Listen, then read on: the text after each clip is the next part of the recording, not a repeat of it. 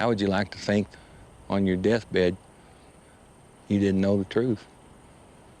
I couldn't do it. When you got something hanging over your head, that's not a good feeling. Basically, we just want to get into that cavern because there's good signs that there's some serious gold in there. But man, it's a tough son of a buck. A few years ago, we were grinding down, and finally we fell into a vault. And the hole was surrounded with frogs. It was weird. It was very weird. They would just sit there on the edge of the bank, and they wouldn't move until you walked up and touched them on the nose, and they'd jump. They had no way of knowing that you were there. I mean, they couldn't see nothing. They asked what we was going to name it, and I said, that's simple. We'll call it Blind Frog Ranch. There's some places on Earth that just don't seem right. The land feels different. It acts different. And this here is one of those places. Some say the land is trying to hold on to something. Don't go in the cave. Aztec treasure. Holy caverns of gold. Look at this. Mormon riches. It'll be $1 million here. Some even say there's a buried spaceship. Hell yeah. Let's get out of here.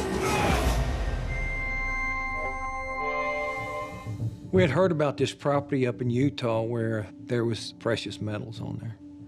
So we hired a group that was associated with NASA to run scans on the property.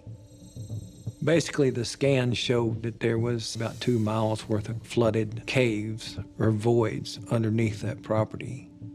So that was enough for me, and I bought into it. The project cost me a lot. Not just in money. It's really high risk, but we always liked high-risk projects, always. All right, big boy, she's all yours. Here's the fun part. So a year ago, we drilled a hole about 4 foot in diameter, and we fell into a void about 20 foot down. So I reinforced the hole with a 48-inch casing. So that was it. After a lot of hard work, we finally had our entry point into the cavern system. So I dove down there myself, and I about pissed in my wetsuit because there was a huge flooded cave. Bring up.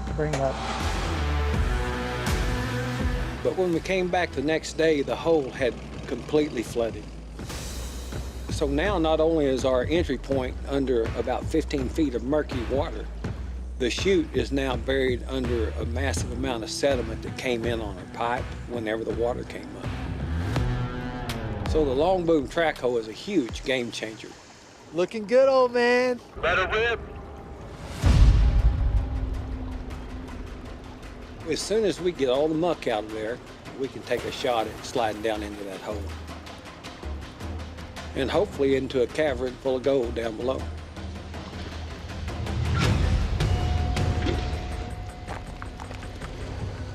Digging out that hole is just the beginning. We still have a long ways to go to get into that cavern.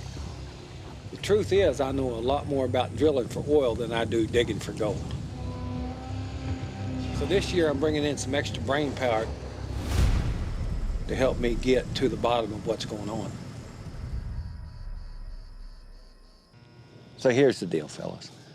The overall picture of what we're wanting to do is to get in these caverns that run underneath this property. Okay. So whether it's treasure or natural gold, it doesn't matter much to me, because I'm sure there's gold down there. And that's why you're here, Eric, we want your expertise to be right in the middle of this deal. I appreciate it, and I'm happy to help you guys. So I'd like to start from the big picture. Geologically, caverns are known to exist along fault lines. And not only that, faults are breaks in the earth. And so you have displacements, and that's where your gold, silver, copper will find itself. And that's documented. Your ranch here is very interesting. because you can see these little lines right here.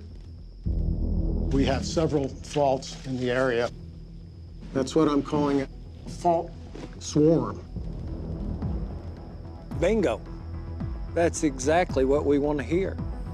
His information is matching up with our satellite scans. And some of that information matches up with the legends that we've heard about caves full of gold. So we're looking real good. All right, let's do it tomorrow morning early. Let's go. Yep, sounds like a plan. So you have a really interesting project here. Yeah.